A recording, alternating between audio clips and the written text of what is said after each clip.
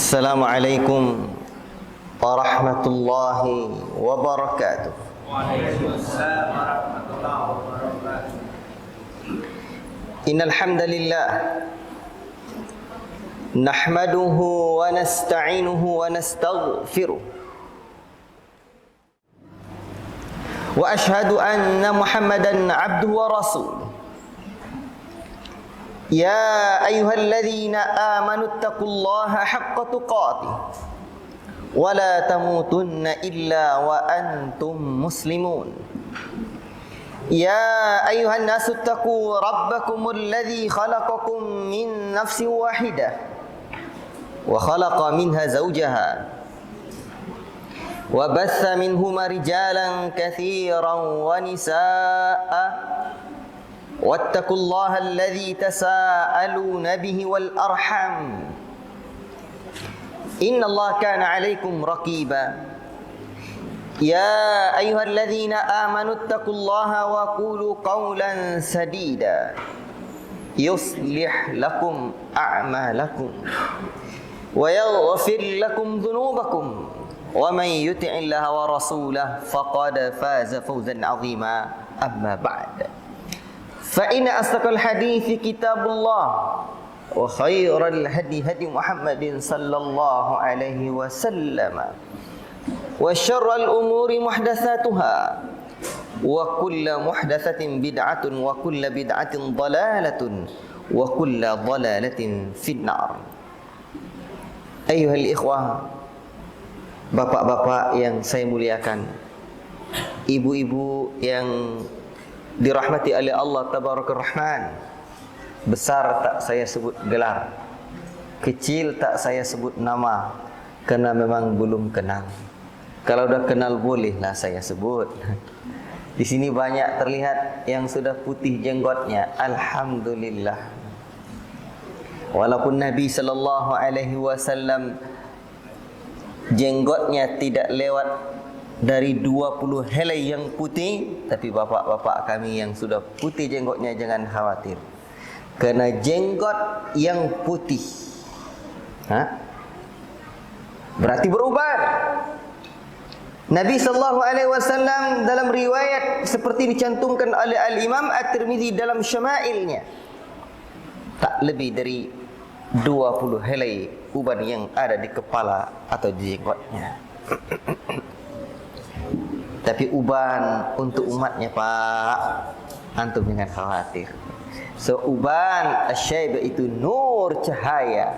Tidaklah seorang, kata Nabi sallallahu alaihi wasallam, beruban di dalam Islam melainkan akan mengangkat derajatnya. Allahu akbar. Dan itu maknanya antum lebih tua dari kami yang masih muda-muda ni. Betul? Ya. Dan Nabi kita tercinta sallallahu alaihi wasallam mengajarkan laisa minna man lam yujil kabirana. Tidaklah termasuk golongan kami orang-orang yang tidak memuliakan yang lebih besar. Bahkan Nabi sallallahu alaihi wasallam menyebutkan di sisi lain, al-barakatu ma'a akabirikum, keberkahan bersama yang lebih tua di antara kalian. Tua apa? Tua umur dan tua ilmu. Tua umur berarti banyak pengalaman dia, lama hidup, banyak yang dirasakan, jauh berjalan, banyak yang dilihat. Kadang kita jauh merantau, banyak yang dipandang, banyak pengalaman hidup. Atau tua dalam ilmu. Ajib. Berarti orang-orang yang sudah tua, yang sudah merasakan asam, asin, pahit dan getirnya kehidupan, mereka di dalam agama ini adalah orang-orang yang dimuliakan oleh Allah Subhanahu wa ta'ala. Laisa minna man lam yarham saghirana wa yukir kabirana. Atau dengan lafaz lain, laisa minna man lam yujil kabirana. Tidaklah termasuk golongan kami orang-orang yang tidak memuliakan yang besar, dan tidak pula wayarham saghirana, tidak pula menyayangi yang kecil. La ilaha illallah. Bapak Ibu yang dimuliakan oleh Allah Subhanahu wa taala, eloklah kita, bak pepatah mengatakan tak kenal maka tak sayang, tak sayang maka tak cinta, tak cinta maka tak titik-titik saja. Ya. Baiklah, saya perkenalkan diri terlebih dahulu. Nama saya Firdaus bin Bashir, jangan Ba'ashir. Bisa-bisa saya kena tangkap nanti. Ya. As-Subayanji itu nama sungai Subayang, dan saya orang yang besar di sungai Subayang ini. Namun kalau tanah tumpah darah saya jauh lebih dahulu lagi, tepatnya di Sungai Batang Bio, di desa yang Masya Allah, di tengah-tengah hutan sana. Namanya desa Ludai, jangan pakai H, itu bahaya itu. Ludai, itu nama desanya. Tapi kadang saya sering bercanda, saya sebut Ludai, luar daerah Indonesia, tapi masih wilayah Provinsi Riau. Apa sebab? Sinyal Telkomsel belum masuk. Jadi antum di sini ya ikhwan, beruntung ini. Walaupun mungkin dikelilingi oleh kebun, mantapnya itu besok berbuah dia. Dekat dengan jalan lintas pula. Masya Allah. Dan ternyata ikhwan, antum yang sudah bercelana cingkrang, yang sudah jenggot panjang, Masya Allah banyak pula ternyata. Ini nikmat yang Allah Ta'ala karuniakan kepada antum. Ya. Jadi jangan khawatir. Kalau saya datang ke sini, jangan sungkan. Pengen disediakan makan enak, kasur empuk, pengen disediakan macam-macam, jangan. Saya orang kampung yang sudah terbiasa dakwah dari kampung ke kampung dan juga masuk ke pedalaman dan pelosok-pelosok negeri. Bahkan pondok kita sekarang itu ada 7 tempat, 2 di pedalaman, 1 di pedalaman Ludai, di tempat tanah tumpah darah saya itu, yang kedua di Pulau Penyalai. Ya, tepatnya kita berdakwah ke suku Akit, sebab namanya dia tinggal di Rakit saja dulu. Sekarang alhamdulillah tidak lagi. Dan di desa sana Islamnya cuma baru di pondok kita berdiri di tempat di pulau itu di desa itu hanya baru ada 30-an% Islamnya.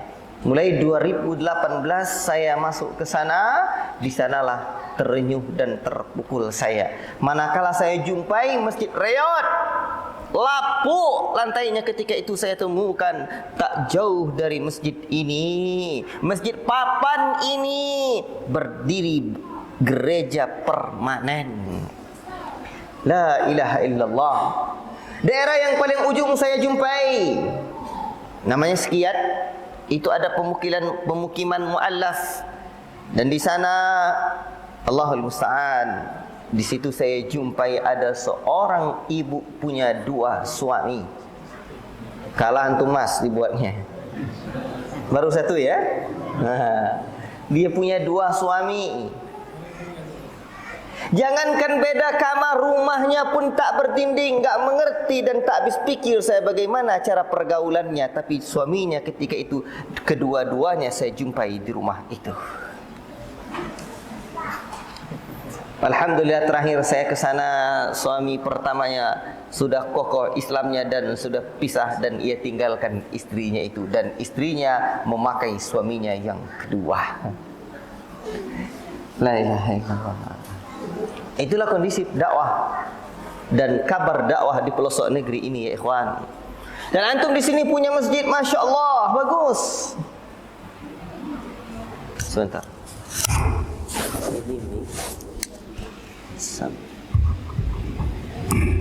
Ini mic ini sampai keluar tidak?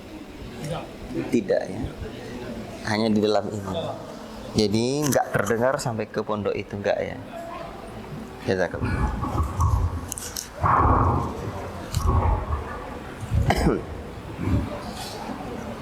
Ahsantum. Ikhwati fillah, barakallahu fiikum. Jadi Pak, Antum dapat nikmat yang besar dari Allah. Dan hendaklah antum kompak, bahu membahu dalam dakwah ini, orang mukmin ni dengan mukmin yang lain. Kalbunyan, kata Nabi SAW, bagaikan satu bangunan. Antum tengok bangunan, nampak tak bangunan ni? Ada yang jadi pondasi, ada tiang, ada jendela, ada atap, dan ada pula pintu. Kita tidak pernah mendengar pondasi ngomong, enak aja kalian, saya di bawah, kalian di atas, capek saya menahan bebanmu. Tapi yang terkenal kalian, wahai pintu, wahai jendela, wahai tiang, wahai atap, tak ada. Ajib. Kalau demikian ceritanya, bangunan orang mukmin ini juga mestilah kuat, kokoh, saling bau membau. Baik. Makanya Nabi SAW menggambarkan, memberikan perumpamaan orang-orang mukmin itu bagaikan bangunan. Allahu Akbar. Bangunan yang kokoh. Camkan ini. Al-mu'minu lil mu'mini. Orang mukmin dengan mukmin yang lain. Kalbunyan yashuddu ba'duhu ba'dha. Mukmin dengan mukmin yang lain bagaikan bangunan, saling menguatkan antara satu dengan yang lain. Dan Allah Ta'ala mengatakan innamal mu'minuna ikhwatun, hanya saja orang-orang mukmin itu bersaudara. Baik. Jadi saya hadir di sini, anggap saya sebagai saudara antum yang datang jauh dari desa Lipat Kain namanya, di kecamatan Kampar Kiri, bukan dalam lemari, di Kabupaten Kampar di Provinsi Riau. Kalau arah ke Pekanbaru dari sini lebih kurang 1,5 jam sebelum masuk kota Pekanbaru. Di sana kita ada pondok pesantren namanya Markis Darul Quran was Sunnah. Dan pesantren ini dulu besar, kecil, tua, muda, laki-laki, perempuan, lajang, janda dan duda. Kecil kita akikahkan, besar kita nikahkan. Alhamdulillah sudah 70 orang lebih saya nikahkan. Tapi jangan khawatir bu, yang saya nikahi baru 1.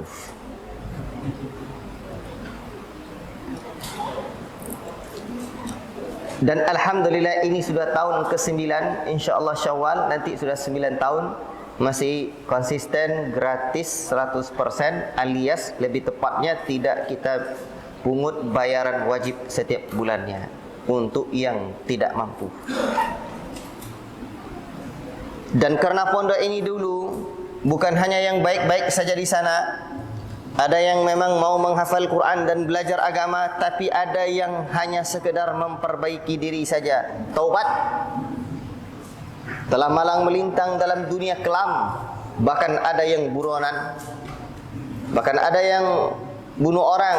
Bahkan kadang masih remaja Ustaz, kadang-kadang saya kaget, saya pernah bunuh orang Ustaz katanya. Makanya berat saya menyimpan rahasia-rahasia orang Pak. Dan dulu tidak kita wajibkan berapa tahun dan berapa lama di sana. Saya pengen semua belajar agama. Bahkan yang tua-tua dulu saya terinspirasi buat program pondok Pak Cik Mak Cik. Pak De Bude berarti ya. Dan sudah ada yang meninggal di dalam masjid itu. Keluarganya tidak nerima lagi. Dan Alhamdulillah wafat di pondok. Ada yang dari Jakarta, ada yang dari Sumatera Barat, dan ada dari mana-mana ya. Dan seiring berjalan waktu, saya melihat pondok ini perkenalan dulu. Ngapain juga suruh saya tadi perkenalan?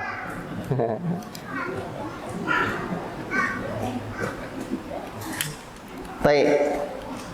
Seiring berjalan waktu, saya melihat pondok ini mesti dipisah antara satu program dengan program yang lain. Belum mampu kita dicampur-campur.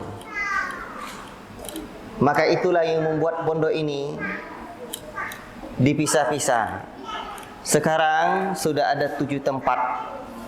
Dan insya Allah akan terus kita kembangkan Sebab kita punya satu konsep tamat pondok, buat pondok, apalagi tamat kuliah. Yang paling penting bukan sukses mendidik santri, tapi sukses mendidik alumni.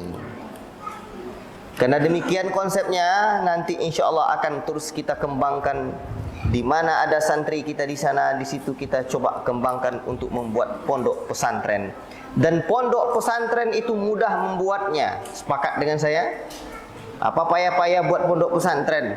Tengok tuh di pinggir jalan, orang buat rumah bangunan kecil dari papan dikasih terpal, diletakkannya buah, itu namanya pondok karena dijualnya buah, dikasihnya merek pondok buah.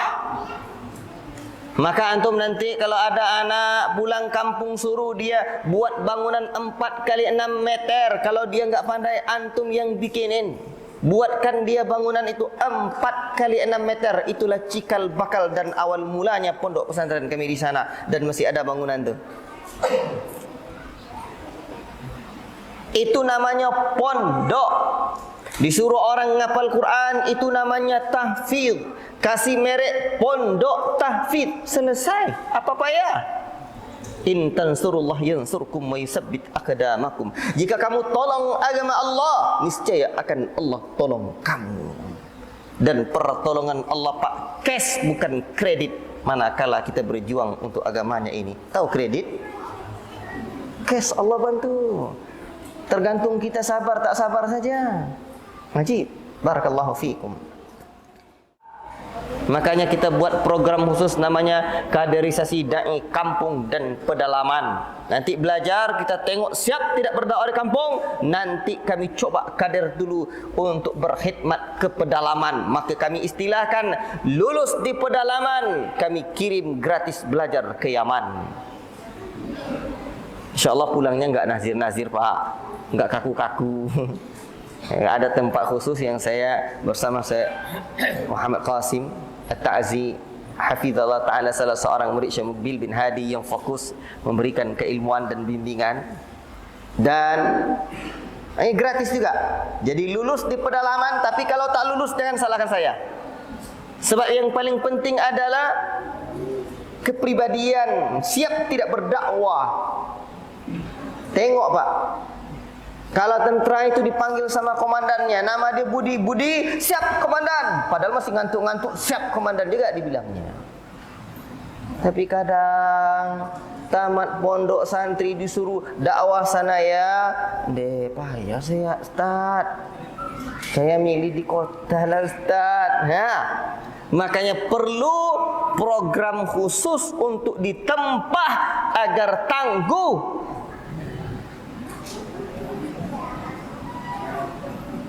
Sebab pelaut ulung tak terlahir dari ombak yang tenang. Betul? Makanya kita kirim dulu ke pedalaman. Itu di Pulau Penyala itu panas. Ya. Kita kirim dulu sana. Sanggup enggak dia kagak ada sinyal itu?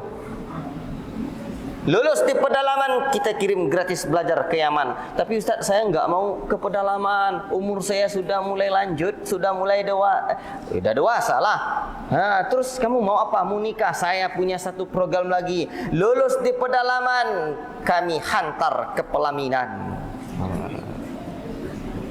Kalau kami yang dah dewasa ni, kalau mau nambah Ustaz, boleh Ustaz? Bisik-bisik di luar nanti. Baiklah, cukup sekian perkenalannya. InsyaAllah, barakallahu fikum ikhwati fillah. Kita sekarang, saya tadi enggak tahu sikotnya di sini. Apalah buat tema kajian, saya enggak tahu. Tapi begitu antum dah lihat, dah banyak yang paham ini.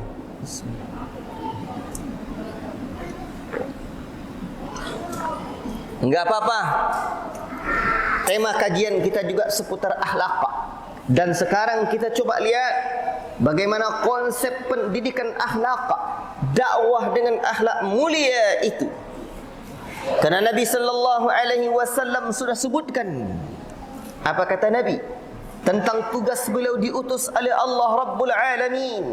Innama bu'ithu liutammima makarimal akhlaq. Hanya saya, sesungguhnya aku diutus oleh Allah Rabbul Alamin untuk menyempurnakan akhlak. Akhlak bukan? Allahu Akbar. Sekarang ya ikhwan, kita belajar akhlak dulu atau akidah dulu? Akhlak dulu. Akidah dulu atau akhlak dulu? Sebentar. Ini bukan malam ini yang saya maksud. Tapi saya mau bertanya dalam konsep dakwah dan pendidikan Islam, belajar akhlak dulu atau akidah dulu? Akhlak atau akidah? Sekarang saya ganti, adab dulu atau akidah? Berbeda pendapat ulama ternyata di Masjid Umar bin Khattab nih.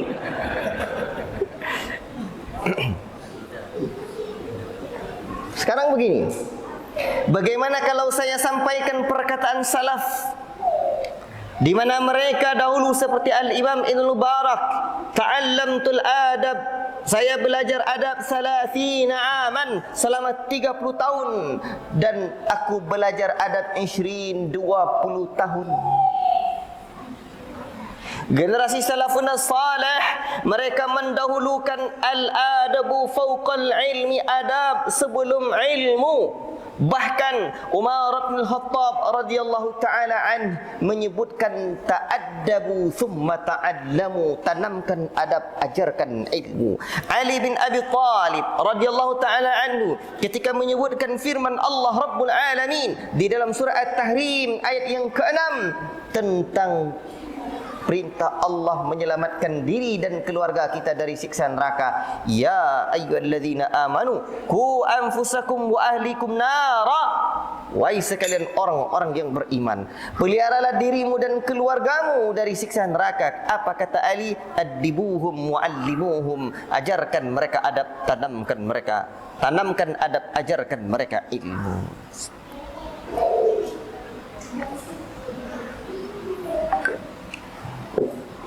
Dan sejumlah perkataan para ulama salaf, bagaimana seperti perkataan Al-Imam Malik kepada salah seorang pemuda Quraisy, beliau perintahkan untuk belajar adab.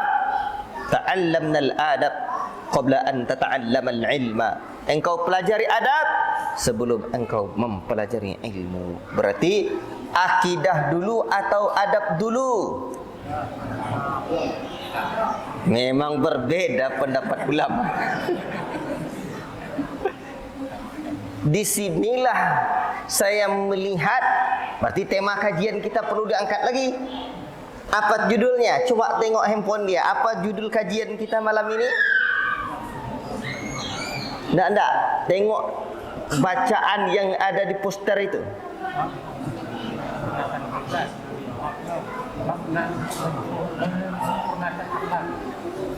Yang di poster.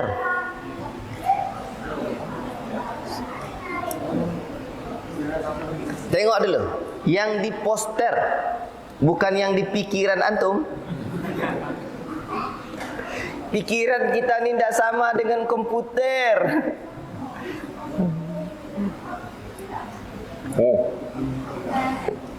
Saya sampaikan karena di situ nanti dapat ilmu. Apa? Silakan. Yang muda-muda. Keraskan, Pak.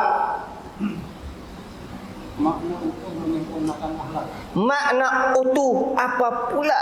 Kok pakai kata utuh? Tak cukup hanya sekedar makna. Makna utuh menyempurnakan akhlak sebagai tugas Nabi sallallahu alaihi wasallam.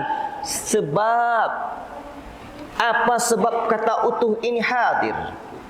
Karena ya ikhwan, seringkali ketika belajar adab, ketika belajar akhlak, ketika berbicara tentang kemuliaan akhlak, mesti adab yang didahulukan.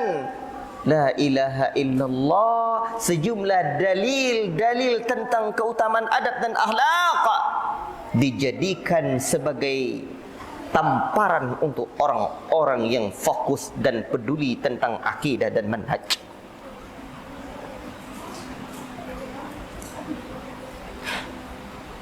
Kadang bahkan sebagian para dai-dai yang tidak peduli dengan akidah dan manhaj Ahlussunnati wal Jamaah, yang tidak peduli dengan konsep cara beragama yang benar, yang tidak istiqamah, bahkan menyimpang dari prinsip generasi terbaik umat ini, mereka mencela Ahlussunnati wal Jamaah dengan berbagai ungkapan.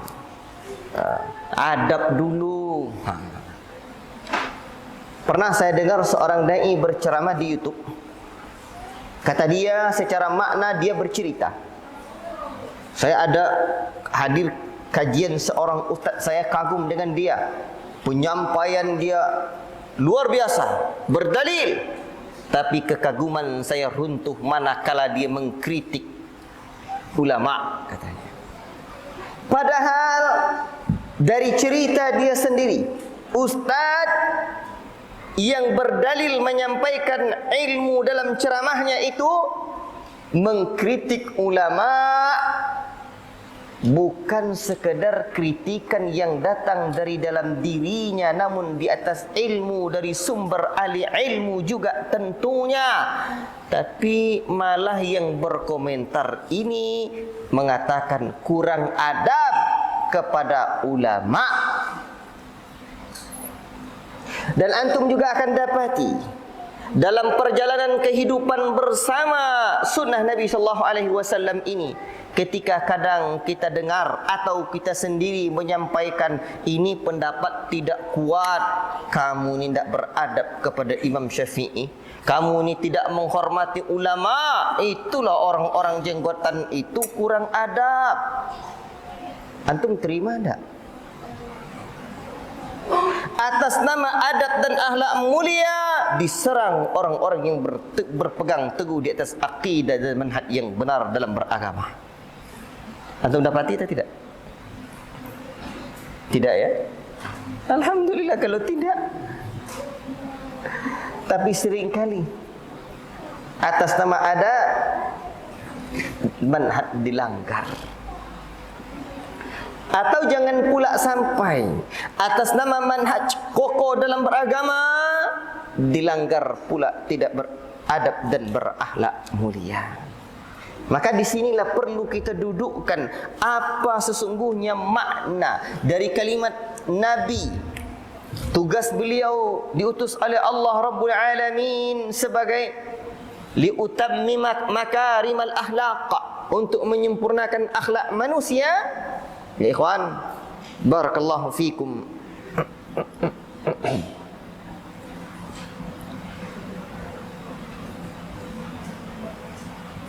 Ini nama akunnya apa, Pak? Apa nama akun antum live-nya ini? Di live-an ya? Muara ini mengaji. Ya, jazakallah khairan. Anak saya nanya tadi, biar saya tahu di mana. Jazakallah khairan. Azan jam berapa? Kasih tahu saya dulu, biar tahu saya apa yang mau saya sampaikan. Saya kira nanti jam 9 baru selesai. Rupanya jam 8 kurang 15 udah antum stop nanti. Nah, sampai jam berapa? 7 menit lagi azan. Setelah azan kita sholat dulu atau lanjut kajian dulu? Sholat dulu. Habis sholat sambung lagi. Setelah sholat disambung lagi berapa waktu? Berapa jam? Setengah jam? 45 menit atau berapa? Tergantung kondisi. Baiklah, saya paham. Jazakallah khairan. Maka disinilah kita perlu memahami apa makna innama bu'itsu liutammima makarimal akhlaq. Sesungguhnya aku diutus untuk menyempurnakan akhlak manusia. Sekarang pertanyaan kita, apa bedanya akhlak dengan adab? Ada yang mau jawab? Bilang aja, belum tahu Ustaz. Nanti saya kasih tahu. Ada ulama yang mengatakan bahwa adab dengan akhlak sama saja. Tapi sebagian para ulama membedakan. Kalau ikut definisi yang disebutkan oleh Al-Imam Ibn Hajar Al-Asqalani di dalam kitabnya Fathul Bari, di Kitabul Adab, makna adab adalah al-akhdhu bimakarimil akhlaq, melaksanakan akhlak-akhlak mulia. Jadi adab adalah menerapkan akhlak-akhlak mulia. Di definisi lain Ibn Hajar rahimahullah ta'ala juga menyebutkan al-adab isti'malu ma yuhmadu qawlan wa fi'lan. Adab adalah menerapkan sesuatu yang terpuji secara perkataan dan juga perbuatan. Makanya kalau disebut adab atau beradab, berarti orang tersebut telah menerapkan dalam kesehariannya akhlak-akhlak mulia. Adapun kalau akhlak, ada yang tercela dan ada yang terpuji. Akhlak tercela disebut dengan akhlak madmumah dan akhlak terpuji disebut dengan akhlak mahmudah. Faham tu? Dalam pak bedanya, berarti kalau adab sudah berakhlak mulia. Kalau akhlak belum tentu, sebab ada akhlak yang tercela yang disebut dengan akhlakul madmumah, akhlak yang tercela, dan ada akhlakul karimah atau mahmudah, akhlak yang terpuji. Akhlak mulia, akhlakul karimah, akhlak mahmudah, akhlak yang terpuji. Bisa dipahami? Baik. Itu makna kata adab atau akhlak. Sekarang makna utuh menyempurnakan akhlak. Makna akhlak kita dah faham. Perbuatan-perbuatan yang terpuji. Sekarang makna utuh, ikhwan, adab tidak bertentangan dengan manhaj. Bahkan orang yang tidak bermanhaj dengan manhaj al-sunnah. Apa itu manhaj al-sunnah, Pak? Yang tidak bermanhaj dengan manhaj salaf. Apa itu yang bermanhaj salaf itu apa? Coba kasih sama saya sedikit saja definisinya atau pemahamannya. Coba. Jangan sombong kali, Pak. Nanti saya segan mampir sini lagi. Apa itu manhaj salaf? Cara beragama sesuai dengan generasi salaf. Itu salaf, Pak. Makhrajnya jangan salah. Gigi bagian atas bertaut dengan bibir bawah. Salaf bukan salaf. Kalau salaf tambah nosib. Itu obat kurap. Namun ini obat kurap di kulit. Betul? Jadi kalau salaf nosib itu obat kurap di kulit. Ini obat kurap juga, tapi kurap di hati bahkan. Penyimpangan-penyimpangan, syubhat-syubhat yang ada dalam agama ini. Salaf adalah generasi terdahulu. Dan ingat, sumber kesesatan itu ada dua.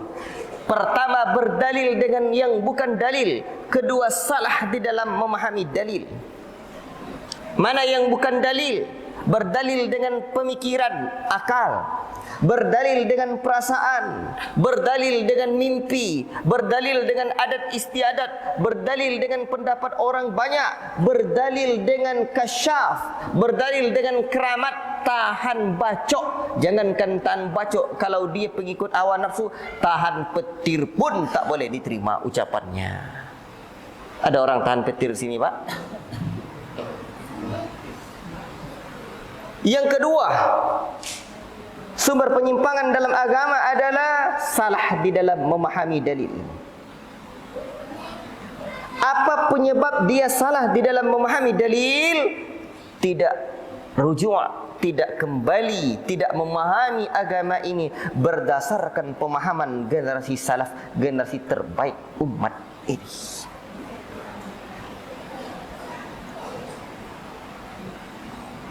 Dan generasi salaf adalah generasi paling beradab.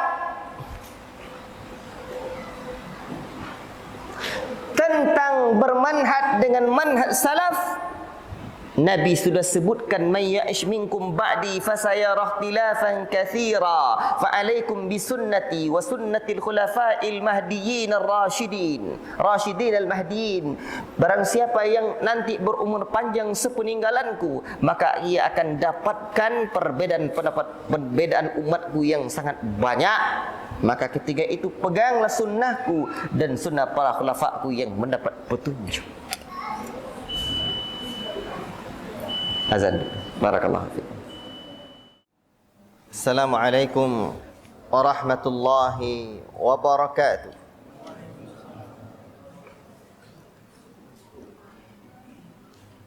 Alhamdulillah. Alhamdulillahi hamdan katsiran tayyiban mubarakan fi. Kama yuhibbu rabbuna wa yarda. Ashhadu an la ilaha illallah. وأشهد أن محمدا عبده ورسوله اللهم صل وسلم على نبينا محمد وعلى آله وصحبه ومن تبعهم بإحسان إلى يوم الدين أما بعد أيها الإخوة Nabi sallallahu alaihi wasallam diutus oleh Allah Subhanahu wa taala untuk memperbaiki akhlak manusia yang sangat rusak ketika itu. Dan ketika Allah Subhanahu wa taala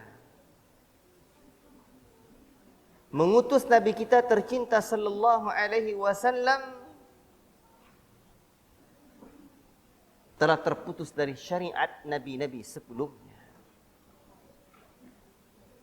Maka Allah Subhanahu wa taala sebutkan Nabi sallallahu alaihi wasallam telah menyelamatkan manusia ini minadz zulumati ilan nur, dari kegelapan menuju cahaya yang terang benderang, dari gelapnya kesyirikan, dari gelapnya kebid'ahan, dari gelapnya kemaksiatan serta gelapnya kejahilan. Jahil itu gelap, Pak. Jahlun atau kebodohan itu adalah kegelapan. Makanya Al-Imam Ibnu Qayyim menyebutkan bahwa pintu pertama syaitan akan menghalangi manusia adalah dari pintu ilmu. Apa sebab? Karena ilmu itu adalah cahaya dan kebodohan itu adalah kegelapan. Kalau manusia sudah berada dalam kegelapan, dengan mudahnya syaitan menggebuki manusia itu. Nabi selamatkan kita menuju cahaya tauhid, cahaya sunnah, cahaya ketakwaan dan ketaatan, cahaya ilmu. Ikhwati fillah. Sehingga Allah Ta'ala gambarkan, Allah Ta'ala sebutkan, وَمَا أَرْسَلْنَاكَ إِلَّا رَحْمَةً لِلْعَالَمِينَ. Tidaklah kami utus engkau Muhammad, melainkan memberikan rahmat bagi sekalian alam. Allahu Akbar. Berarti dengan tugasnya Nabi SAW ini, dan beliau telah laksanakan tugas itu untuk menyelamatkan akhlak manusia, menjadi rahmat bagi sekalian alam.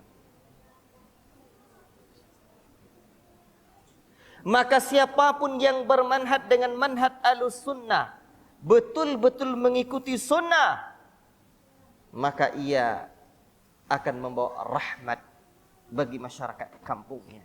Saya sering menyebutnya dengan istilah Ahlussunnah datang, masyarakat pun senang. Bukan sebaliknya, Ahlussunnah datang, masyarakat pun berang. Tahu berang, Pak? Kalau kita berang-berang tak apa-apa. Tahu berang-berang? Kalau kita berang-berang tak apa-apa. Dia baru berang, kita berang-berang. Ini tidak masalahnya kita orang. Ahlussunnah. Dan Ahlussunnah yang diamalkannya adalah sunnah. Dan dakwah sunnah ini adalah dakwah yang paling mudah diterima, insya-Allah. Sepakat? Kok masih mikir, Mas? Karena mungkin yang terdengar selama ini, atau mungkin yang dibuat selama ini, dakwah sunnah itu berat diterima. Saya sepakat juga, tapi satu sisi. Di sisi lain, dalam ranah dakwah dan kehidupan bermasyarakat, dakwah sunnah adalah dakwah yang paling mudah diterima. Bagaimana ceritanya Ustaz? Inilah konsep utuh tadi. Sebab Al-Imam Al-Barbahari menyebutkan as-sunnah hiyal Islam. Sunnah itu adalah Islam, dan sebaliknya al-Islam huwa sunnah, dan Islam adalah sunnah. Inilah sunnah yang ketika datangnya memberikan rahmat bagi sekalian alam. Karena Nabi diutus memberikan rahmat bagi sekalian alam. Maka dakwah sunnah adalah dakwah yang paling mudah diterima, kecuali kalau dakwah sunnah hanya dipahami sekedar memberikan kajian dan ceramah di mimbar-mimbar dan meja-meja kajian. Itu namanya penyempitan makna dakwah sunnah.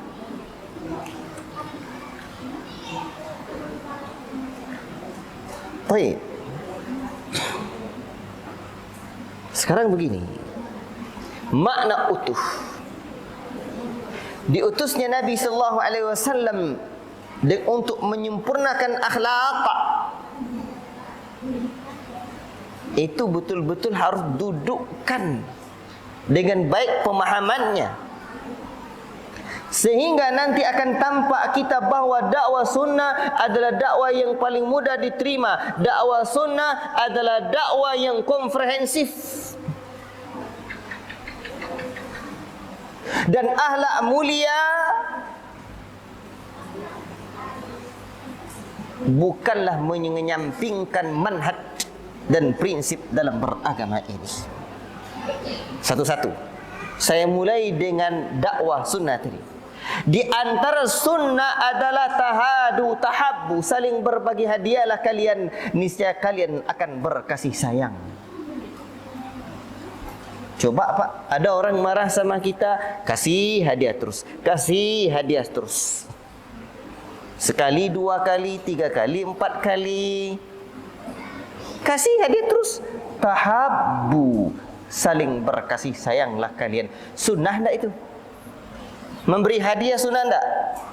Kalau enggak percaya, bapak-bapak ngasih hadiah ni akan saling berkasih sayang. Nanti pulang ke rumah, menjelang nyampai di rumah, nanti di pasar belikan istri hadiah spesial malam ni. Nyampai ke rumah, dek, ini hadiah abang dek. Rupanya deknya nonton di live-nya. Oh, dah amalkan kaji ustaz tadi. Nanti dikasihnya pula antum hadiah tu. Tahabbu, saling berkasih sayang. Sepakat? Ibu-ibu cepat jawab sepakatnya, Bu.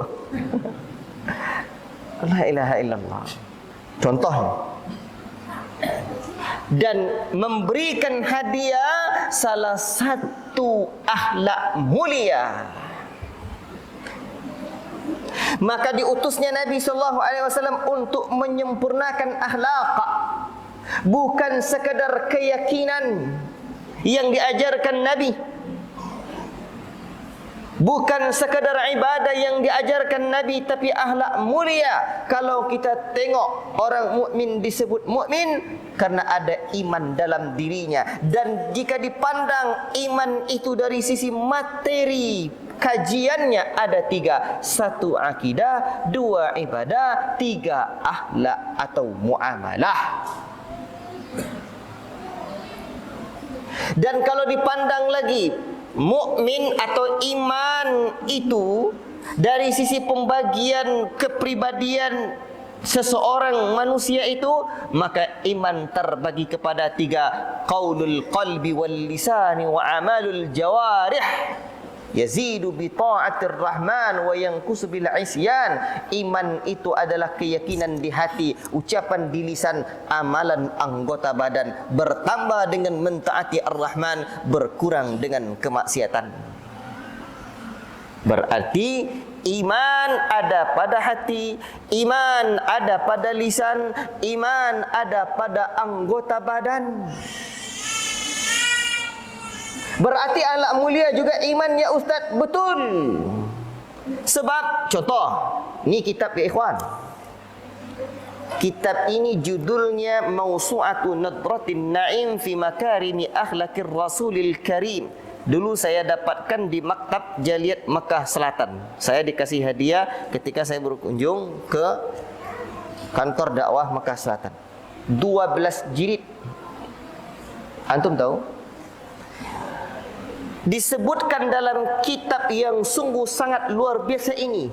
Saat itu saya bawa kitab dari kantor itu 3 karton.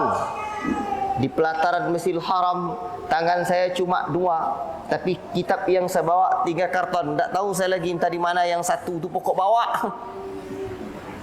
Kadang dipegang 2, kadang letakkan dulu, nanti sampai sana jemput lagi. Apa sebab saya mau seperti itu? Saya merasakan bak mendapatkan bongkahan emas manakala saya dapat kitab ini. Antum paham? Di dalam kitab ini ya ikhwan, ada 200 akhlak terpuji, 161 akhlak tercela. Kalau kita pelajari dan kita terapkan, akan kita dapatkan bahwa akhlak mulia atau yang disebut juga dengan adab, ternyata bukan hanya beradab kepada manusia atau berakhlak mulia kepada sesama makhluk, tidak, tetapi adab dimulai dengan beradab kepada Allah, berarti berakhlak mulia kepada Allah. Makanya Syekh Abdul Aziz bin Fathi Sayyid Nada dalam kitabnya Mawsu'atul Adab, beliau meletakkan di dalam kitabnya yang sungguh sangat bagus itu sekitar 80-an bab adab, dan di muqaddimahnya beliau mulai dengan adab kepada Allah dan adab kepada Rasul. Makanya kalau ada orang-orang yang ketika disampaikan bahwa amalannya amalan yang tidak sesuai dengan sunnah, tapi dia katakan ini orang tidak beradab kepada ulama karena ulama berpendapat seperti ini, itu orang lebih tidak beradab karena dia tidak beradab kepada Nabi tercinta sallallahu alaihi wasallam. Karena para ulama tidak pernah mereka mewajibkan kita untuk mengikutinya, melainkan mereka memerintahkan kita untuk berpegang teguh dengan dalil. Sehingga Al-Imam Malik menyebutkan kullu yu'khadh wa yurad min qawlihi illa sahib hadzal qabr. Setiap orang bisa diterima dan ditolak ucapannya kecuali pemilik kubur ini, dan beliau mengisyaratkan kepada kubur Nabi sallallahu alaihi wasallam. Berarti beradab kepada Allah, beradab kepada Nabi, kemudian beradab kepada para sahabat. Di antara adab kita kepada para sahabat adalah mengikuti jalan mereka. Makanya ketika Allah menyebutkan tentang berprinsip dengan prinsip generasi salaf dalam surah An-Nisa ayat 115, Allah menyebutkan wa may yushaqiqir rasula min ba'di ma tabayyana lahul huda wa yattabi' ghayra sabilil mu'minin nuwallihi ma tawalla wa nuslihi jahannama wa sa'at masira. Barang siapa yang menentang Allah dan Rasulnya setelah nyata jelas petunjuk itu bagi mereka, wa yattabi', dan mereka mengikuti ghairu sabilil mu'minin, selain jalannya orang mukmin. Siapa yang dimaksud ayat mukmin dalam ayat ini? Sahabat-sahabat Nabi sallallahu alaihi wasallam. Kami akan biarkan dia kemana dia mengarah, dan kami akan masukkan dia ke dalam neraka Jahannam. La ilaha illallah. Makanya beradab kepada sahabat, beradab kepada para sahabat adalah dengan mengikuti tata cara beragama mereka yang telah diajarkan oleh Nabi sallallahu alaihi wasallam.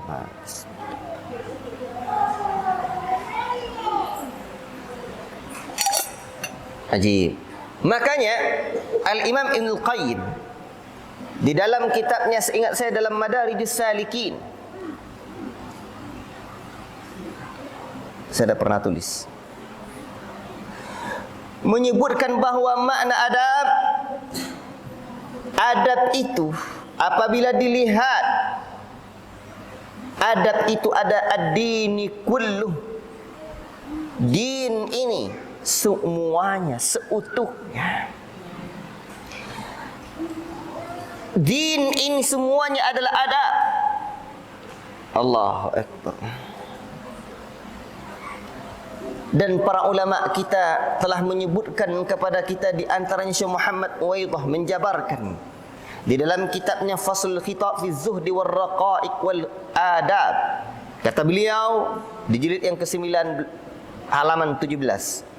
Fa idza arada al muslimu ay yakuna muaddaban, barang siapa apabila seorang muslim itu menginginkan dia menjadi orang betul-betul beradab, terdidik dengan didikan adab, fa'alaihi an yaltazima, maka mestilah ia beriltizam, berpegang teguh bil kitabi was sunnah, dengan kitab dan sunnah, fi aqidati, dalam akidahnya, wa manhaji, dan manhajnya, wa ibadati, dan ibadahnya, wa akhlaqi, dan akhlaknya, wa af'alihi, dan perbuatan-perbuatannya, wa sifatihi zahiran wa batina, sifat-sifatnya yang zahir dan yang batin. Berarti dapatlah kita pahami bahwa adab itu tidak separoh-separoh. Faham tu? Dan ini harus didudukkan. Jangan sampai atas nama beradab kepada para ulama dilanggar adab kepada Allah. Jangan sampai atas nama beradab kepada guru akhirnya dipandang ragu untuk mengamalkan sunnah Nabi yang sudah dijelaskan kepadanya. Padahal ketika ada ulama-ulama yang berbeda pendapat, Allah mengajarkan kita, fa in tanaza'tum fi syai'in farudduhu ila Allah wa rasul. Jika kalian berbeda tentang satu pendapat, maka kembalikanlah kepada Allah dan kembalikan kepada Rasul. Allahu Akbar. Berarti ya ikhwan, orang-orang yang berpegang teguh dengan manhaj yang benar, manhaj Ahlussunnah wal Jamaah, mereka adalah orang-orang yang beradab kepada Allah dan Rasulnya. Apa sebab? Mereka mengamalkan firman Allah yang tadi. Kan ayat itu diawali dengan ya ayyuhalladzina amanu, wahai sekalian orang-orang yang beriman, atii'ullah wa atii'ur rasula wa ulil amri minkum. Taati Allah, taati Rasul, dan ulil amri kalian, pemimpin kalian. Baru fa in tanaza'tum fi syai'in farudduhu ilallahi war rasul. Jika kalian berbeda pendapat dalam satu masalah, kembalikan kepada Allah dan kepada Rasul. Dan Allah Ta'ala menyebutkan, in kuntum tu'minuna billahi wal yaumil akhir, jika betul-betul kalian beriman kepada Allah dan hari akhirat. Kalau beriman kita pada Allah dan hari akhirat, maka ikuti Allah dan Rasul. Bahkan beradab kepada Nabi adalah dengan cara apa?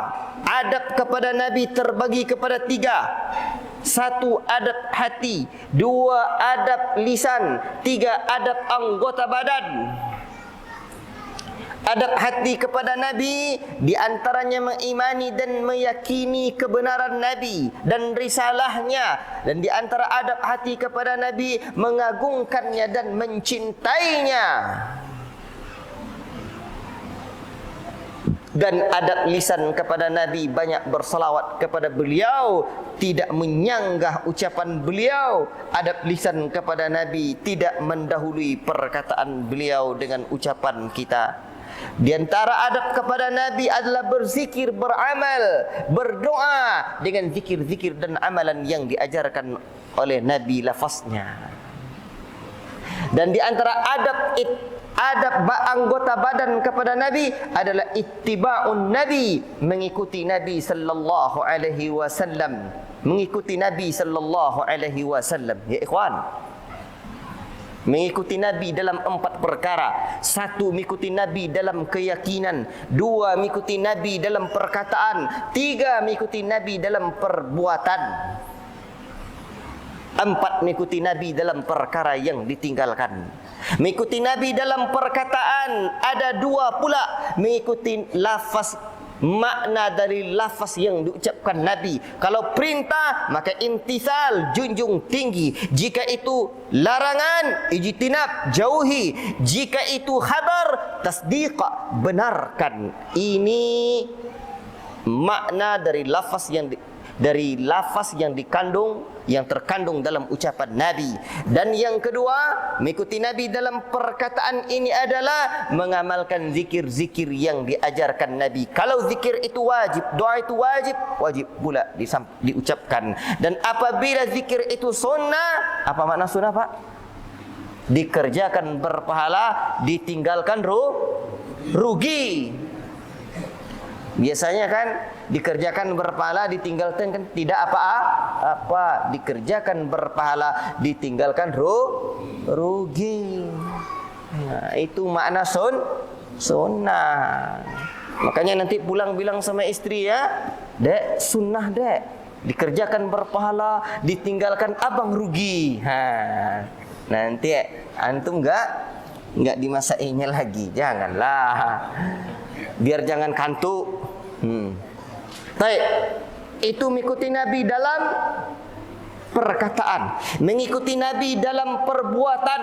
Perbuatan Nabi itu ada 3. Afwan, saya tidak bisa menerangkannya detil-detil. Siapa yang mau mendengarkannya, saya sudah sampaikan kajian di daerah yang sebelum ini. Ittiba'un Nabi saya sampaikan di mana? Di Merasi namanya, di Masjid As-Sunnah. Ittiba'un Nabi judulnya. Ya, mengikuti Nabi.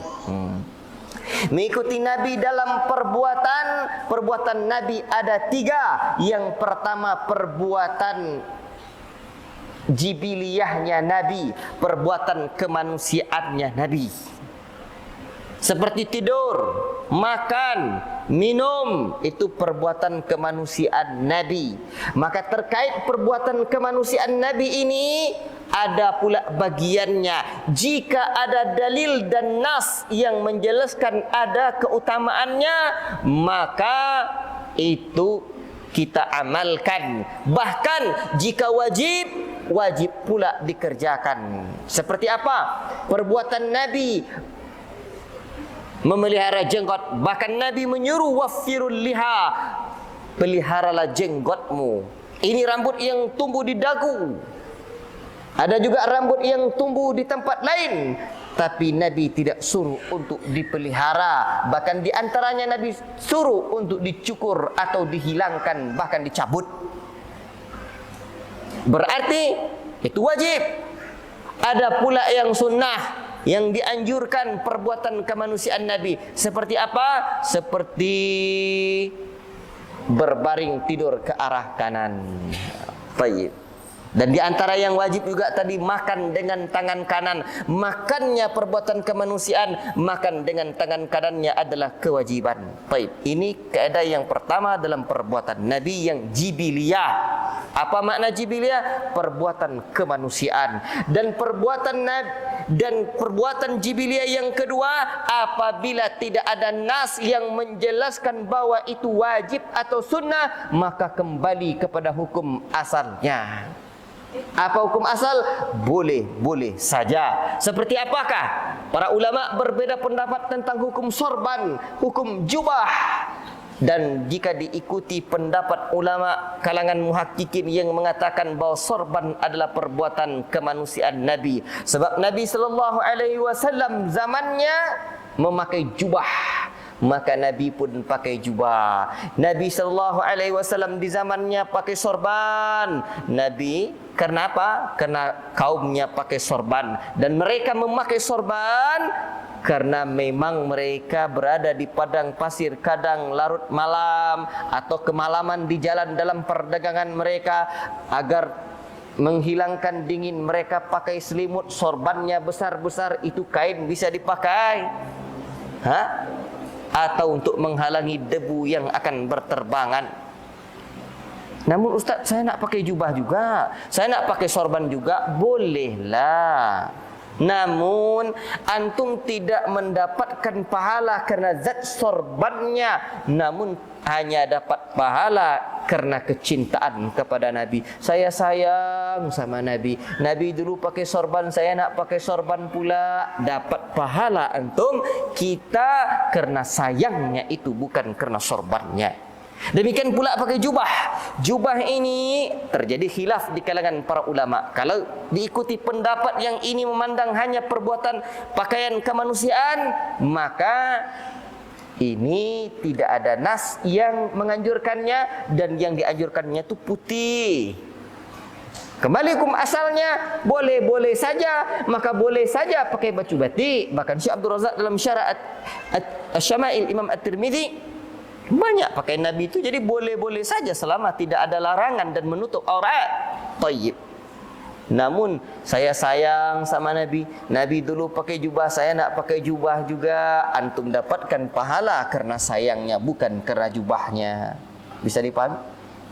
Dan itu baru perbuatan jibiliah. Ini panjang nih. Ini cakupan adab yang mau saya ringkasnya. Ini contohnya. Belum lagi perbuatan Nabi yang kedua. Apa perbuatan Nabi yang menjadi kekhususan Nabi? Apa kekhususan Nabi itu? Contoh, nikah boleh lebih dari 4. Satu aja pusing Ustaz. Ya tak apa-apalah. Fa in khiftum alla ta'dilu fawahidah. Kalau takut ta'dil, 1. Ya. Baik.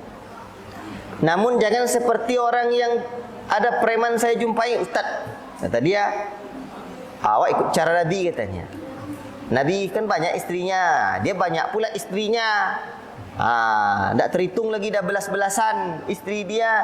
Tapi sebentar-sebentar ditinggalkan, sebentar-sebentar diceraikan, sebentar-sebentar dikawini, terus ditinggalkan pula. Itu tak sunnah namanya, nyampah namanya tu. Baik. Perbuatan yang khusus bagi Nabi diantaranya nikah lebih dari 4. Termasuk perbuatan yang khusus bagi Nabi adalah haramnya memakan sedekah dan zakat. Ini perbuatan khusus Nabi, jangan nak dicontoh pula. Dan perbuatan Nabi yang ketiga, ini ranah yang akan dicontoh, bukan perbuatan jibiliyah alias kemanusiaan, bukan pula perbuatan kekhususan Nabi, tapi perbuatan ibadah ta'abbudinya Nabi, perbuatan ibadah Nabi. Maka di sini Nabi menjadi suri tauladan kita yang sempurna. Baik. Sebenarnya semua sisi kehidupan Nabi suri tauladan yang sempurna, tapi masalah ibadah yang wajib kita ikut Nabi adalah perbuatan yang jenisnya ta'abbudi ini. Baik. Kalau wajib ya wajib. Baik. Ini baru adab ittiba kepada Nabi. Apalagi mengikuti Nabi? Mengikuti Nabi dalam perkara yang ditinggalkan Nabi. Yang ditinggalkan Nabi ada 3 kategori. 1, zaman Nabi ditinggalkannya karena belum ada bendanya. Contoh, berdakwah pakai mic ini tak ada, berdakwah pakai muara ini mengaji tak ada. Maka setelah zaman Nabi dibuat, boleh. Ada perbuatan kedua yang ditinggalkan Nabi, ada penghalangnya di zaman itu. Seperti Nabi SAW tidak merubah arah tidak merubah bentuk Ka'bah. Seperti keinginan Nabi ingin merubahnya dengan bangunan yang dibuat oleh Nabi Ibrahim alaihissalam, tapi tidak rubah kerana khawatir kaumnya berbalik arah kerana masih baru. Maka ketika umat itu sudah kuat keyakinannya, boleh dirubah lagi dan boleh dikerjakan kerana masih ada penghalang. Baik. Perbuatan yang ketiga yang ditinggalkan Nabi tidak ada penghalangnya dan ada bendanya di zaman itu. Contoh, azan menjelang salat Idul Fitri dan Idul Adha. Ada zaman Nabi? Ada. Berarti bendanya sudah ada. Ada penghalangnya? Tidak ada. Bahkan ada kebutuhannya memanggil orang, tapi Nabi tetap tinggalkan, menjadi syariat pula untuk kita tinggalkan. Camkan itu. Baik. Itu baru adab kepada Belum lagi adab kepada para sahabat, adab kepada para ulama, adab kepada orang tua, adab kepada guru, adab di majelis ilmu dan yang lain-lain sebagainya. Itu harus didudukkan dan jangan sampai salah pasang. Adab kepada Allah dulu yang didahulukan, adab kepada Allah yang diutamakan. Kalau tidak tepat, didahulukan adab kepada buya, didahulukan adab kepada kiai, dilanggar-langgar adab kepada Nabi dan para sahabat. Itu namanya biadab alias tidak beradab. Tidak tepat itu. Ngenakan pakaian aja, baju dalam ya di dalam. Jangan sampai dipakai jubah dulu, pakai singlet di luar. Kan tak tepat itu.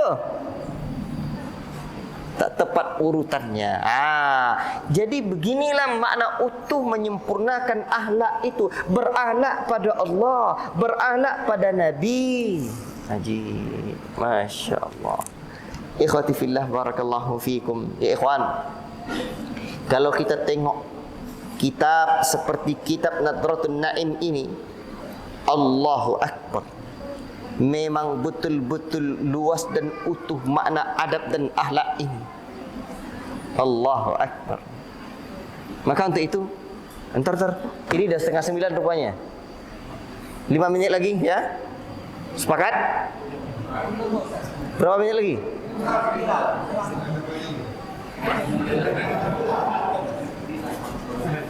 Sini orang mau lama ngajinya.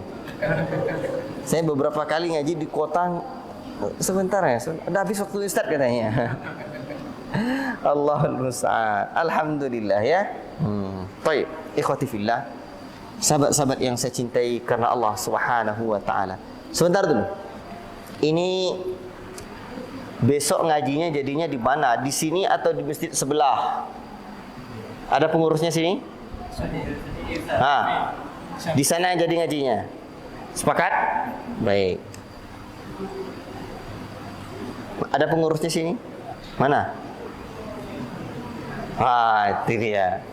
Udah putih jenggot bapak nih, Masya Allah, semangat dia. Ikhwati fillah, kita bahas apa di sana? Generasi salaf, generasi paling beradab. Ini sebenarnya panjang lagi yang nak disampaikan ni, masalah akhlak dan adab ni. Anggap sajalah kajian besok tu sambungan yang malam ini. Berarti malam ni dah cukup ya. Baik, saya sambunglah sedikit lagi. Begini, yang saya inginkan dari makna utuh menyempurnakan akhlak itu betul-betul komprehensif dalam memahami makna akhlak. Karena orang seringkali salah di dalam memahami ini. Ikhwati fillah, Nabi SAW mengajarkan kita akhlak. Tak hanya akhlak kepada manusia, tapi akhlak kepada Allah. Beradab kepada Allah. Allahu Akbar. Dan akhlak itu tadi banyak. Di antara akhlak itu ikhlas. Kitab ini kan, itu dimulai dengan alif, ba, dan seterusnya sampai ya, abjad huruf hijaiyah. Contoh, ini saya pahamkan betul dulu makna menyempurnakan akhlak itu. Ibtihal, ittiba. Ittiba itu mengikuti Nabi lah. Saya sebutkan tadi. Orang dah ittiba sekarang kepada Nabi. Padahal Nabi itu Allah suruh kita mengikutinya, Allah larang kita menyelisihinya. Karena agama disempurnakan oleh Allah di tangan Nabi dengan izinnya. Allah jadikan pula Nabi sebagai suri tauladan. Dan Allah Ta'ala jadikan segala bentuk kemuliaan dengan mengikuti Nabi, serta segala bentuk kehinaan dengan menyelisih Nabi sallallahu alaihi wasallam. Ajib. Dalilnya banyak. Kemudian di antara makna atau di antara akhlak adalah al-ihsan. Apa itu ihsan? Secara bahasa berbuat baik. Tapi ihsan dalam hadis Ummu Sunnah induk sunnah, manakala Jibril alaihi salam datang kepada Nabi sallallahu alaihi wasallam berbentuk seorang pemuda yang gagah dan tampan. Jibril alaihissalam bertanya kepada Nabi, tapi beliau juga yang menjawab lagi. Dan yang diajarkannya ada 3 hal. Iman. Yang pertama Islam. Yang kedua iman. Yang ketiga ihsan. Manakala Jibril pergi, Nabi kita tercinta sallallahu alaihi wasallam bertanya kepada para sahabatnya, tahukah kalian siapa dia? Siapakah orang yang datang ini? Kebiasaan para sahabat menjawab, Allah wa rasuluhu a'lam. Allah dan Rasulnya yang lebih tahu. Nabi sallallahu alaihi wasallam pun menyampaikan, wa Jibril atakum yuallimukum dinakum. Ia adalah Jibril datang kepada kalian mengajarkan kalian agama kalian. Pak, ternyata agama yang diajarkan oleh Jibril ada 3. Islam, iman, ihsan. Makanya Syekh Muhammad bin Abdul Wahab menyebutkan ini 3 maratibnya Islam, 3 tingkatan Islam, tingkatan iman, tingkatan Islam, tingkatan iman dan tingkatan ihsan. Ajib.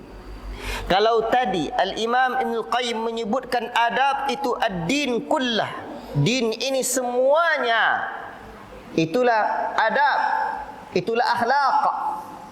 Berarti ya ikhwan, orang yang berakhlak adalah orang yang memiliki Islam dalam dirinya, orang yang menerapkan iman dalam dirinya, orang yang menerapkan ihsan dalam dirinya. Itulah orang yang berakhlak dengan makna yang utuh. Itulah orang yang beradab dengan makna adab yang sesungguhnya. Dan coba lihat, mukmin disebut mukmin karena ada iman dalam dirinya. Iman rukunnya 6. Tapi lebih lengkap Al-Imamul Baihaqi menyebutkan di dalam kitabnya Syu'abul Iman, iman itu beliau jabarkan 77 cabang iman. Luar biasa. Orang yang betul-betul berakhlak mulia alias beradab adalah orang yang menerapkan iman secara utuh dalam dirinya. Mukmin disebut mukmin karena ada iman dalam dirinya, dan iman ada lawannya. Apa lawan iman? Iman lawannya adalah kekufuran, kesyirikan, kebid'ahan, kefasikan. Itulah 4 hal yang akan memasukkan orang ke dalam neraka dan melemparkan ia dari surga yang penuh dengan kenikmatan. La ilaha illallah. Waspada kawan, waspadalah.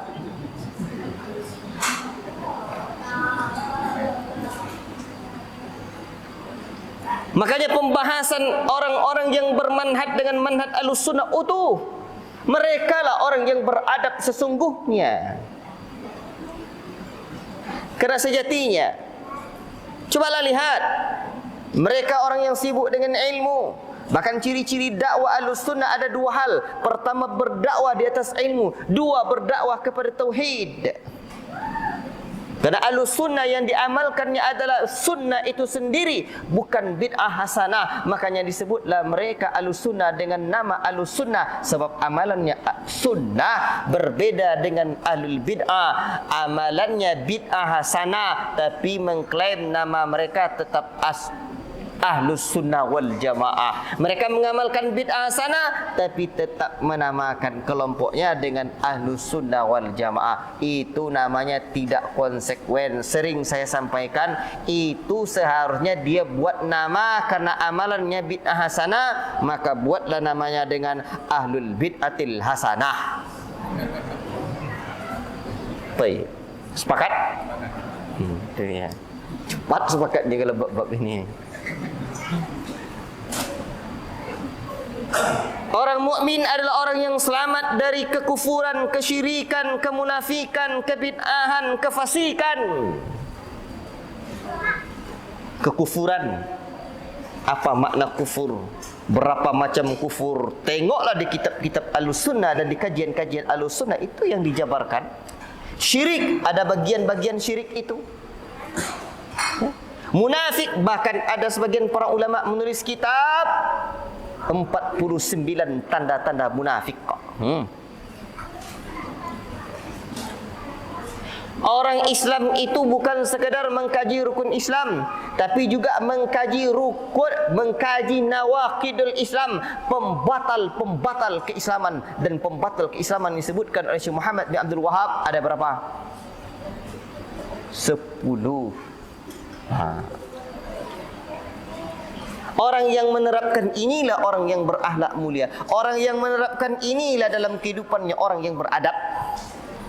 Itulah tugas Nabi mengutus manusia. Itulah tugas Nabi diutus oleh Allah kepada manusia untuk menyempurnakan akhlak mereka. Ajib. La ilaha illallah. Ikhwatal iman, barakallahu fikum. Jadi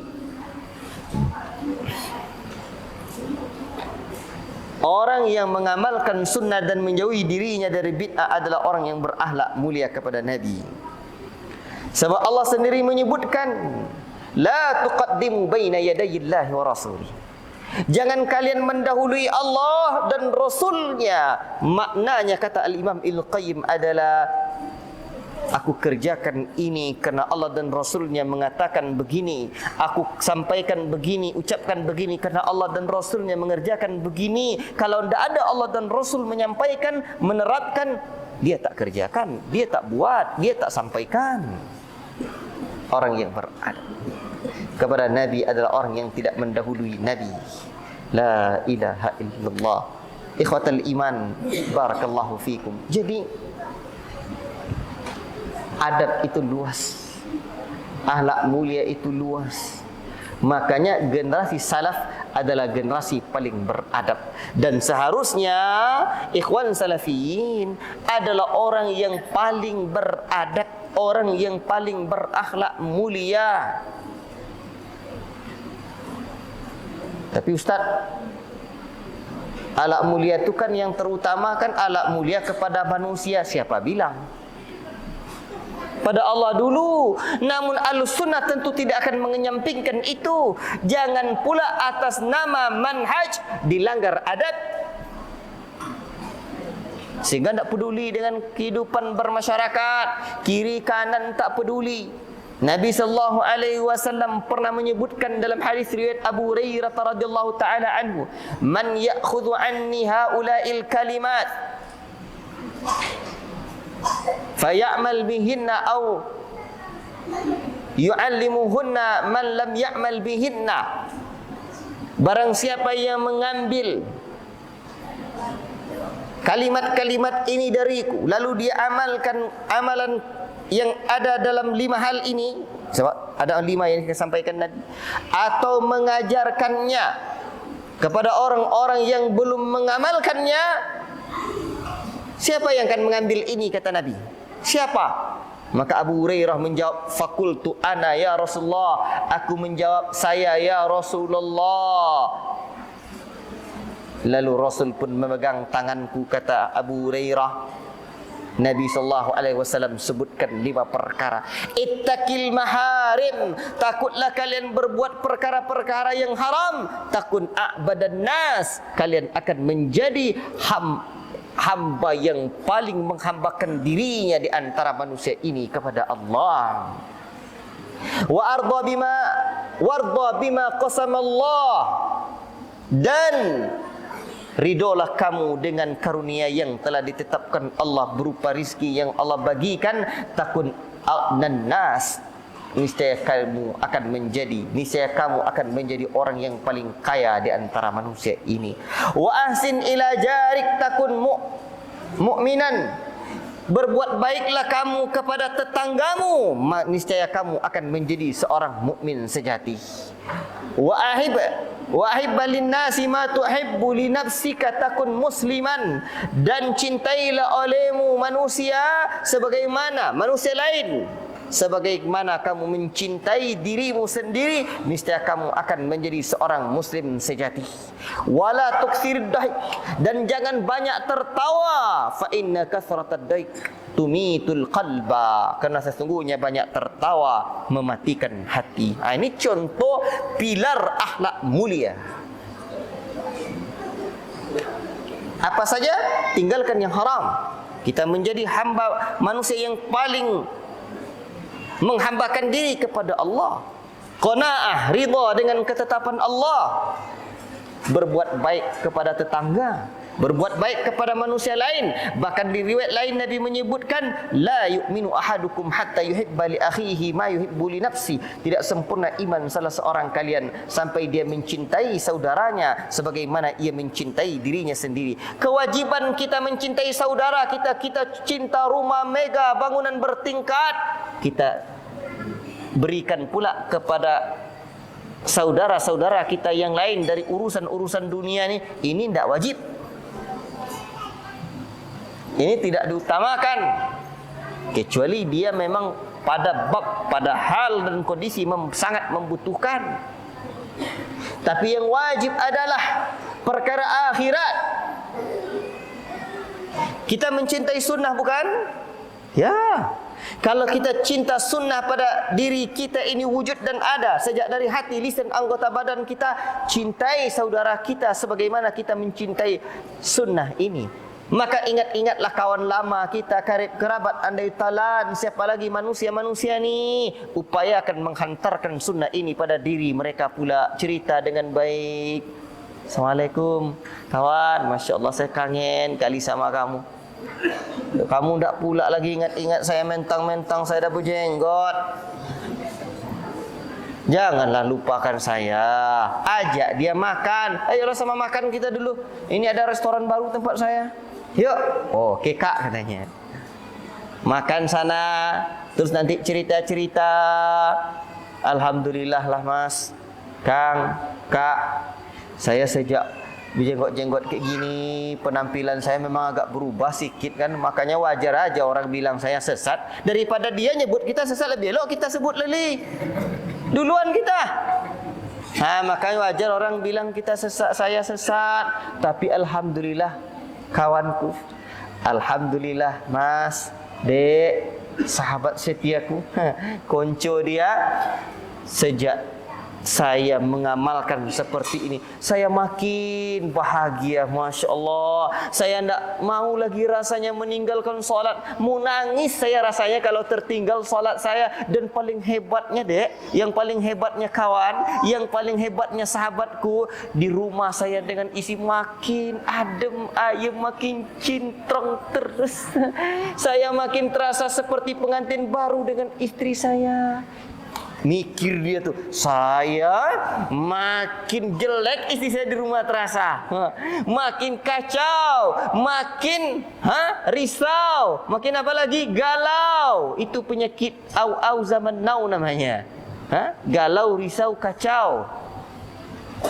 Ceritakan sama dia, mikir dia tuh, hebat pula dia nih. Padahal dah kita sebut kita sesat, orang bilang, mikir dia. Mantap pula. Sekali dua, jangan bilang dulu, kamu peliharalah jenggotmu. Haram itu cukur-cukur jenggot. Hei, adabmu mana letakkan? Perlahan. Kadang kita tak sabar, tengok orang ejek-ejek kita tak sabar. Padahal kita dulu ketika mengamalkan sunnah, ya, ada yang mengamalkan sunnah meyakini bahwa dalam tasyahud itu tahrik, gerak-gerakkan jari. Jangan cepat-cepat bilang sama orang, gerak-gerakkan jarimu kat tu tasyahud ni, itu sunnahnya. Dia yang terbayang sama dia menggerak-gerakkan jari di atas, tapi bukan begini, putar sikit kiri kanan. Pakai aluran musik.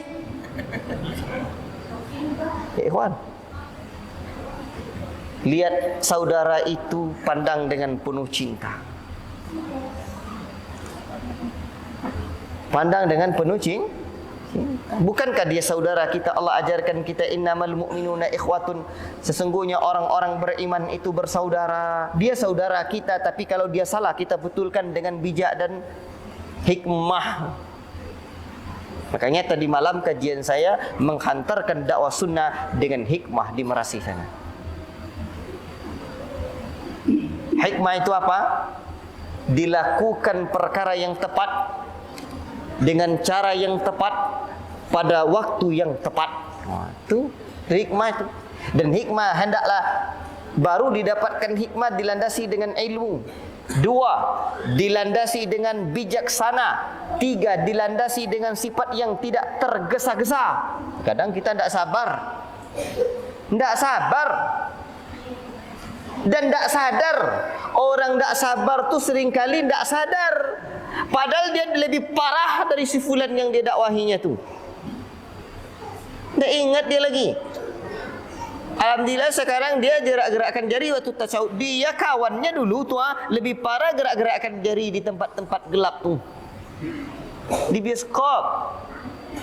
Allahul musta'an. Sabar.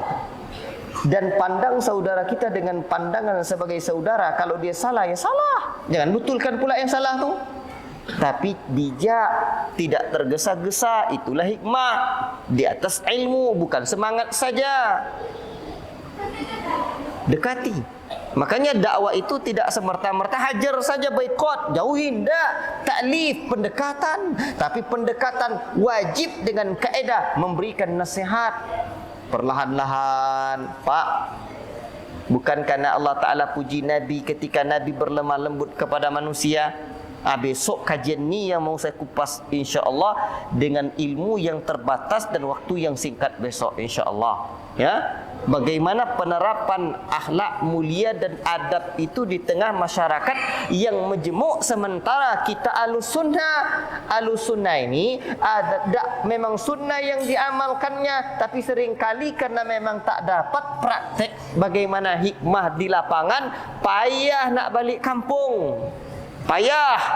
Tengok orang nanti tak sama dengan awak. Kadang-kadang kan sebelumnya kita terjerumus dalam kesyirikan. Begitu belajar tauhid, terasa kita seakan-akan ahli tauhid aja seorang diri, semua orang ahli syirik saja. Sebelum kenal dengan sunnah, amalan kita kan bid'ah. Begitu belajar sunnah, seakan-akan orang semua ahlul bid'ah saja. Kita aja seorang diri ahlus sunnah. Ya ikhwan, sadar, hidup ni butuh proses. Tidak langsung serta-merta jubah panjang, celana cingkrang. Tidak. Ini penting. Itu akhlak juga tuh. Makanya jangan atas nama adab, atas nama manhaj. Saya ulangi, jangan atas nama manhaj dilanggar adab.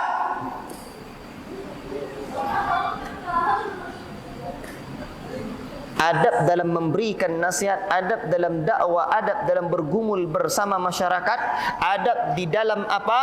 Pergaulan keseharian kita. Hendaklah jangan membuat orang lari dari kita.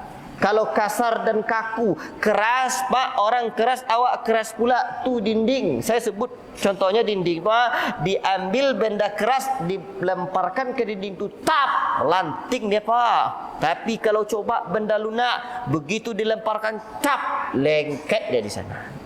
Betul?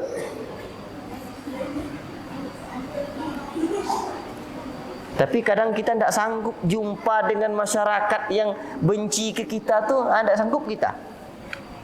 Ahlus Sunnah ni Pak harus kuat mentalnya, hatinya. Ahlus Sunnah tu al-uqala, orang-orang yang cerdas. Kita ni orang yang diajari akhlak mulia. Di antara akhlak mulia tu la taghdab, jangan marah. Ini ndak orang bilang kita celana cingkrang, kebanjiran. Nanti pakai jenggot dibilang orang bek. Tak apa-apalah. Biar aja dia ejek kita, biar aja dia marah sama kita. Mau sampai kapan dia, yang paling penting kita tak marah. Ahlus Sunnah tak takut marah orang, Pak. Marah dia yang dia takutkan oleh Ahlus Sunnah. Kita marah sama orang tu yang takut kita, Pak. Kalau orang marah sama kita tidak apa-apa, biar aja dia marah. Dan saya Pak sering dakwah ke pedalaman-pedalaman, ke kampung-kampung. Alhamdulillah Pak, dulu diajari guru kita, di antaranya Sa Muhammad Wujud ketika saya belajar bagaimana dakwah ke tempat beliau di Magelang sana. Masya Allah, ajib. Saya terapkan balik ke kampung Pak. Kata Ustaz Wujud, kalau ada kajian-kajian kita diganggu orang, dibubarkan orang, masjid kita diganggu, introspeksi diri kita dulu.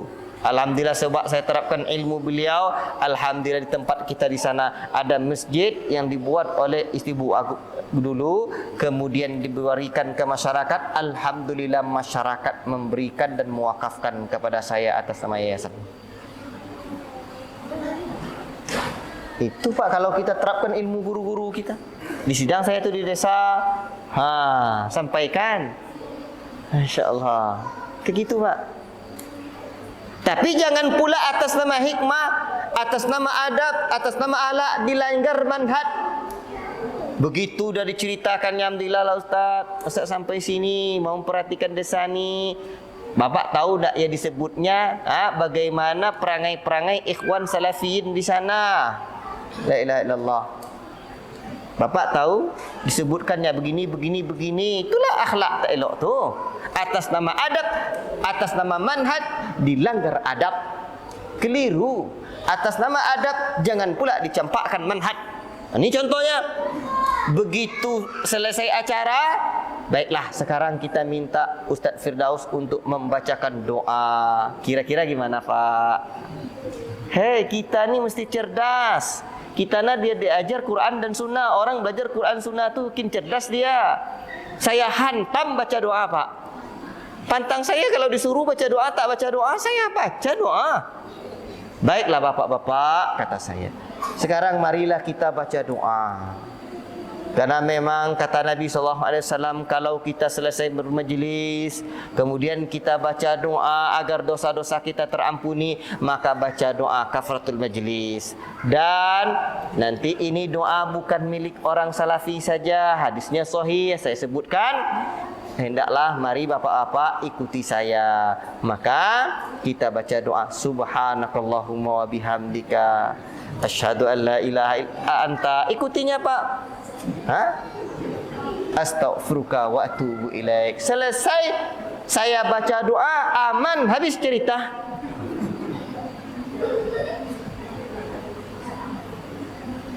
Kalau begitu udah baca doa pula kita malam ini, udah selesai pula lagi ini. Baiklah, karena doa kafaratul majlis tadi sudah dibaca, maka kajian kita dicukupkan sampai di sini pula. Cukup Pak?